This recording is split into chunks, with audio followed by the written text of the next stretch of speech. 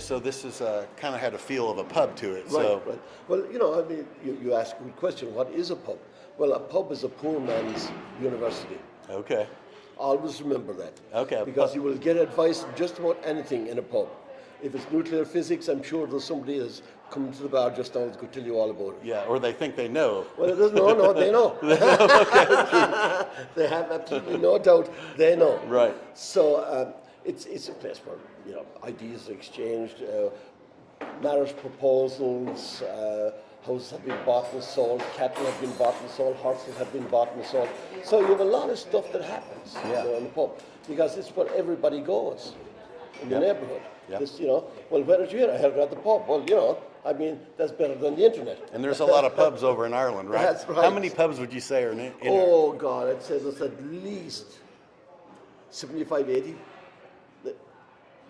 10 to 15,000 or Really? more. Yeah. Or more. Now, Yeah. I'll be generous with the more. Okay.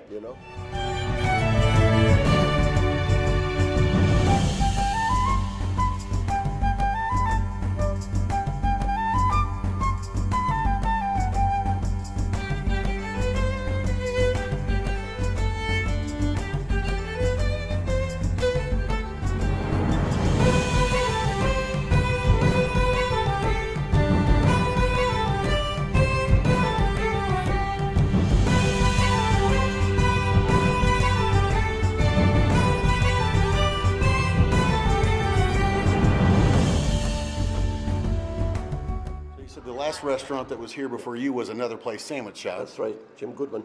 And Jim, he had a broker, Walton Jones, and his Walton Jones' assistant told my wife about this. My wife went to Smith College in West Massachusetts, and so did this woman, and she told my wife Siobhan about this exciting building that had just come on the market. And my wife came over here, looked at it, and she bought it on the spot. Okay. And she called me at the house and said, well, I've sold our pub. I bought you one. And she told me the price. I said, why didn't you buy two? You might have gotten a bit of a decent discount. Right. But we started here. We came into the building, and then we repainted. We didn't do much structural change, but we made it into a pub, and it suits being a pub. So you were looking for a restaurant to start a restaurant? Well, this type of restaurant, Yeah. you know what I'm saying, where you had the big old windows, and where you couldn't, go to Ireland and buy one of those parts and bring it out here and make it up like that. You know? We got one that was natural. Okay. And it was in the neighborhood.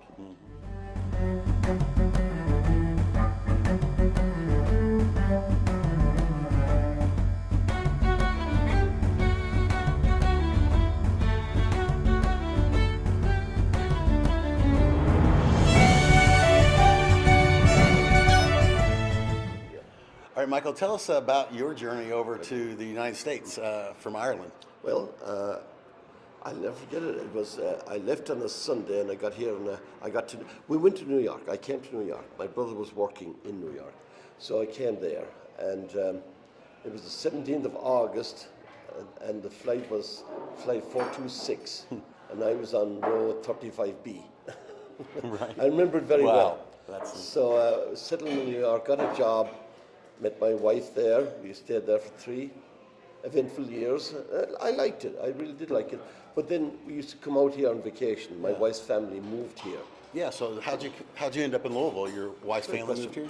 Well, my wife was born on the West Coast, raised in the East Coast. She went to college from the East Coast. Her family, in the meantime, her dad was headhunted by a company to start Capital Holding and Commonwealth Insurance downtown. Gotcha. And I used to come out here with my wife, and we really enjoyed it. I really enjoyed it. And we decided to give it a try. So we're going to put it on a 3-year basis. Right. We're going to try it for 3 years and see, if we could make a living here. Right. And we did. And my wife was hired at Spalding University to be their PR director. And I started working at various jobs. My father-in-law actually got me started in the pub business. He asked me, did I know anything about running a pub? And I said, no. I said, I know a lot about drinking at a pub, but I don't know a whole lot about running one. So do I. Well, he says, why don't you step behind the bar and learn how to run a pub?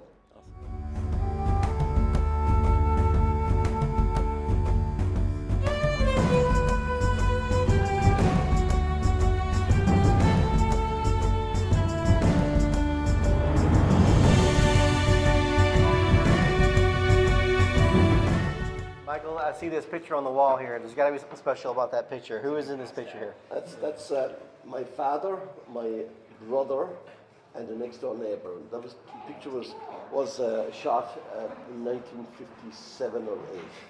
1957 or 8. Yeah. So your brother, your father, and your next door neighbor. Next door neighbour. Wow. Next door neighbour. That's me in my first communion. Okay. So your first communion photo. That's Love it. right. All First right. communion. Okay. A good old Irish Catholic, right? That's right. So, all right.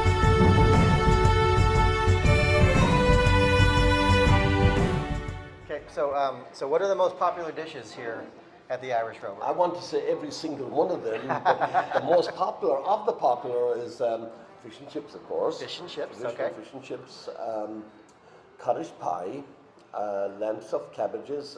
We have an appetizer of smoked salmon, and it's really very, very good. And we've got smoked salmon gratin.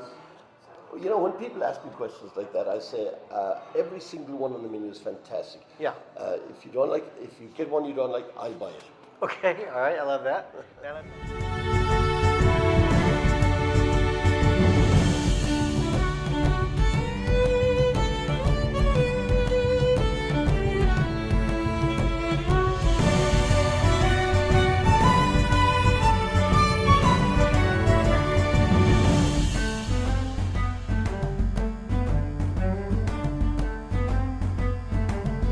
Michael, you said the fish and chips here. That was the first one you mentioned. So Yes. what makes the fish and chips here so popular? Well, what makes it popular is they're authentic.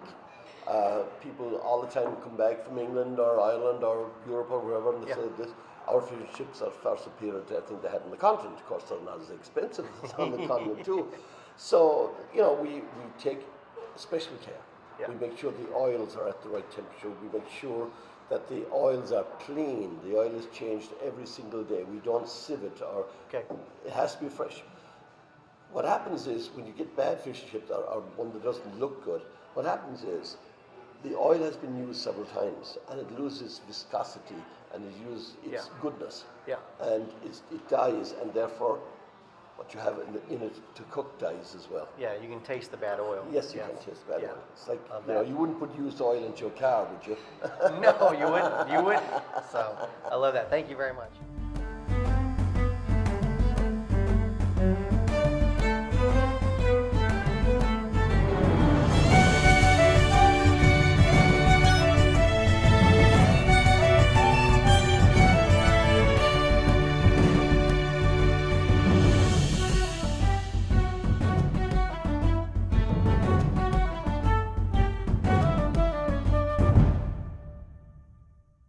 So I heard there was some space upstairs that you can rent out. Tell us about that. Yeah, well, we rented out from 5 o'clock until 10, because then that's when, after 10, the ghosts come out. The ghosts come out. Yeah. Okay. So Use the game, didn't you? no, not at all. I just love We're it. gonna I love leave the in there. story. So No, we have rental space up there. We do wedding whistle dinners, and we can do 25, 35, 45 sit-down dinners. Okay. And we can also do about 75 cocktails and others, walking food, I call it. okay. So different events, special events. They can rent out that Exactly, space. exactly. Most people probably don't know that exists, but Yeah, now well, they you will. know, you know, the thing is, like, we could fill it every single day of the week, but Yeah. we wanted it to be a special place. I had my wedding whistle dinner or whatever at the Irish Rover. Okay. We want to make it special. Love it. All right.